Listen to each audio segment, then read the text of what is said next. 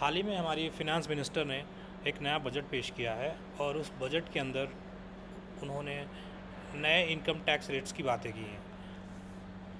अब वो नए इनकम टैक्स रेट्स क्या हैं और वो कैसे एक सैलरीड एम्प्लॉय के ऊपर इम्पैक्ट डालेंगे, बेसिकली उसके बारे में हम यहाँ जानेंगे और ये भी जानने की कोशिश करेंगे कैसे अप टू 12 लाख्स जो एनुअल इनकम पे ज़ीरो टैक्स की बातें उन्होंने कही हैं वो कैसे कैलकुलेट होंगी और कैसे up to 12 lakhs income tax free होगा।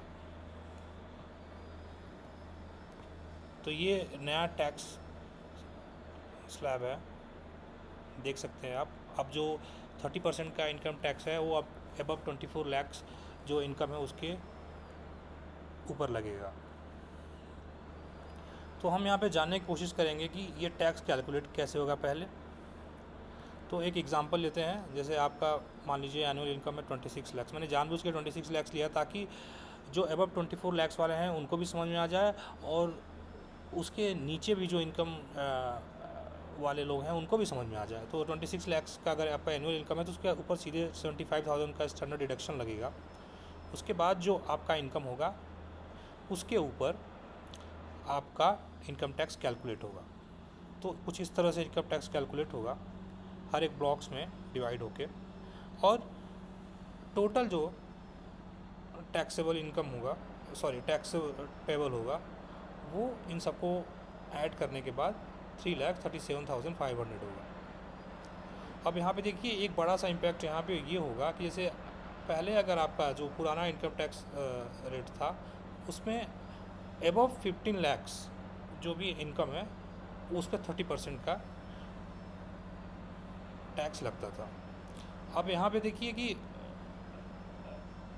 उस चेंज जो रिसेंटली चेंजेस हुए हैं उसका एक फ़ायदा यहाँ पे ये मिला है कि अगर पुराना वाला होता तो आप देखिएगा कि आप 10,25,000 पे आपको 30% का टैक्स देना पड़ता।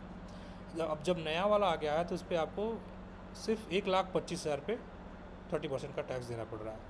इसमें मैं ये इसलिए बता रहा हूँ ताकि इससे सिर्फ जो अप टू 12 लाख इनकम वाले हैं उन्हीं को फ़ायदा नहीं हो रहा है, आगे भी जो अबव इनकम वाले हैं उनको भी यहाँ पे फ़ायदा हो रहा है। मैंने पूरा अच्छी तरह से इसमें समझाया है। आपको कोई भी क्वेश्चन हो आप कमेंट में बता सकते हैं। मैं यहाँ पे ये नील टैक्स स्लैब की बात करूँगा। जैसे लोग कह रहे हैं कि अप टू 12 लाख्स इनकम वालों को कोई टैक्स नहीं देना है, तो वो कैसे नहीं देना है और वो कैसे कैलकुलेट होगा उसके बारे में हम बात करेंगे। तो पहली बात तो ये कि टैक्स रिबेट अमाउंट जो है वो 25,000 से 60,000 कर दिया गया है नए बजट में, और जो रिबेट लिमिट है पहले 7 लाख था, अब 12 लाख कर दिया गया है इस नए बजट में।